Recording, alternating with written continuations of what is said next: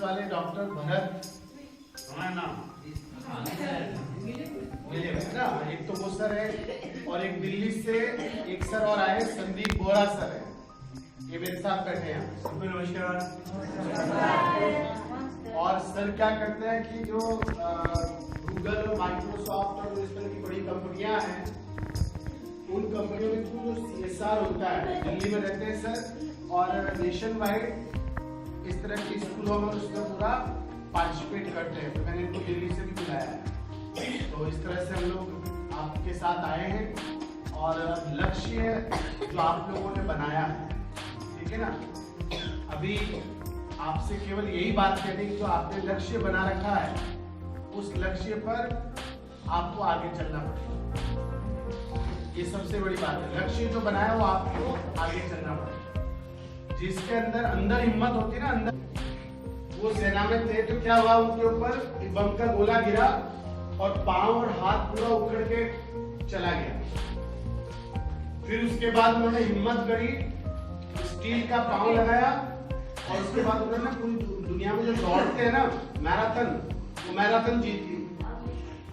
अब बताओ किससे जीती, पांव से जीती कि दिल से? हाथ खड़े करने पर 9 जने थे, ठीक है ना। औरों के साथ आप कैसे व्यवहार करें, कैसे उनके साथ काम करें, ये शिक्षा सिखाती है।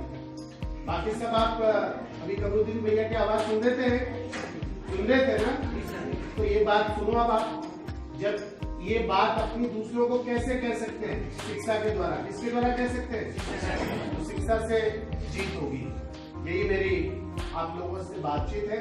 बाकी एक बात बहुत बढ़िया रहना, लेकिन मस्त हमेशा मुस्कुराहट होनी चाहिए। क्या होनी चाहिए? देखो, मुस्कुराहट और दहाड़ में फर्क होता है ना। एक तो रावण हंसा था, रावण कैसे है, तो बता सकता है इतना? नहीं बता सकता। और एक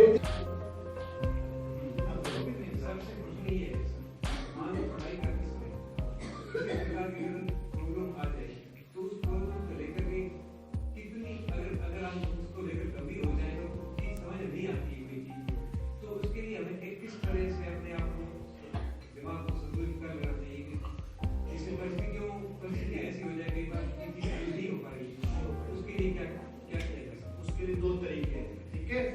जैसे मेरे अभी पानी पिया, मेरा हाथ में कांच का गिलास है। अब इससे देखना एक समस्या पैदा होगी, मैं इस गिलास को पटकूंगा, क्या होगी? हो जाएगी। अब बताओ, गिलास वापस जुड़ पाएगा? नहीं जुड़ेगा। ये समस्या ऐसी थी जिसका हल नहीं है, तो इसको क्या करना है? छोड़ देना। इस समस्या को क्या करना है? ठीक है। अब एक मेरे पास पेंसिल है, पेंसिल होती है ना, पेंसिल, अगर वो मैं तोड़ दूं, उसके 2 टुकड़े कर दूं, तो इसका क्या हल हो सकता है?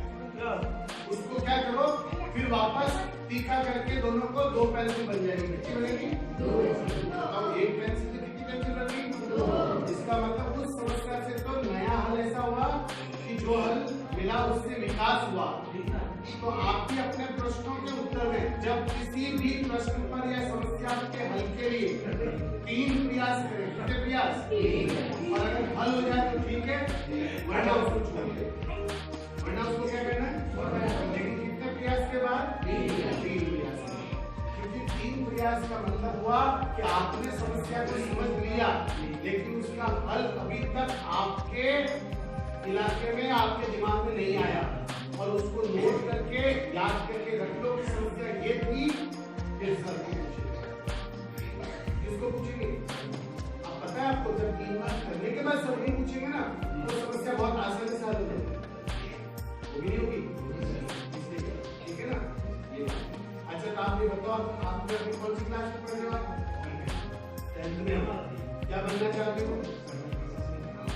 संस्कृत स्कूल में जाना चाहते हो? बहुत बढ़िया बात है। आपको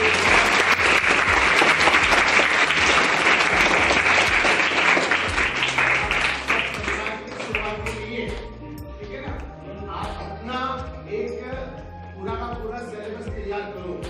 मुझे इस टाइम से जीके जनरल सामान्य ज्ञान याद करना है, इस समय मुझे संविधान पढ़ना है, संविधान पढ़ना पड़ेगा, उनकी बातें याद करनी पड़ेगी। फिर आपको जब सर से पूछ के समस्या आती है, तो उस समस्या का समाधान कैसे करेंगे? ना, वो समस्या आपको नहीं पड़ेगी। जैसे मान लो आप भारत के प्रधानमंत्री बन गए, अभी कौन है प्रधानमंत्री? नरेंद्र मोदी। तो आप अगर भारत के प्रधानमंत्री बन जाओ तो शिक्षा के विकास के लिए क्या करोगे? ठीक है, सुनना, खेलों में विकास के लिए क्या करोगे? शहर की सफाई के लिए क्या करोगे? और उसके अलावा कई ऐसी चीजें, अपराध को कम करने के लिए क्या करोगे? तो ऐसे बहुत सारे प्रश्न होंगे, उनका उत्तर तुम्हारे अनुसार क्या होना चाहिए, ये सोचते रहो तो फिर कल आप प्रशासनिक बन जाओ। और एक आपकी प्रश्न की बात सबको सुना, हम सब बैठे हैं ना, जितने यहाँ पे जितने सर आपके पास बैठे हैं ना, पता है सर के सामने भी रोजाना 10-10 समस्या आती है। कितनी समस्या आती है?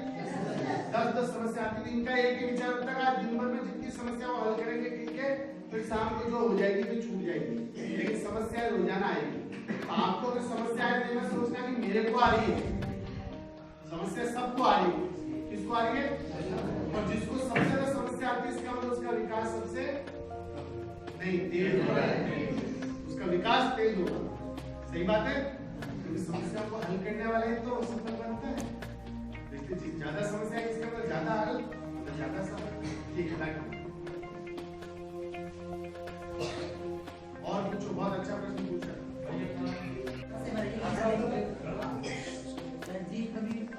परीक्षा जब हमारे नजदीक आती है, जब हमारा मन मान लो ऐसा होता है, परीक्षा के प्रश्न की बजाय और से भटक जाता है, मन को स्थिर करने के लिए क्या करना चाहिए? ठीक है, अब मैं आपको बताता हूँ। देखिए, मन का स्थिर होना, मन तभी स्थिर होता है जब स्वभाव स्थिर होता है। पहले किसको स्थिर करना पड़ेगा? स्वभाव।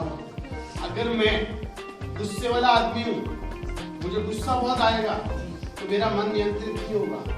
और मैं जितना सहज रहूंगा, ठीक है, जितना नॉर्मल रहूंगा, सामान्य रहूंगा, उतना ही मैं गुस्से को और उसको मन को कंट्रोल कर पाऊंगा। फिर दूसरी बात है कि परीक्षा आपकी कितने महीने बाद आएगी? 2 महीने बाद आएगी, 2 महीने बाद आएगी ना। तो मन को समझाओ, कभी 2 महीने पहले मैं पढ़ाई में ध्यान दूं, फिर 2 महीने के बाद में दूसरी चीजों में ध्यान दूं। तो उनका वर्गीकरण होना चाहिए कि मैं क्या चाहता हूँ। जब मन को आप एक चीज पे स्थिर नहीं करोगे ना, तब तक वो सारी चीज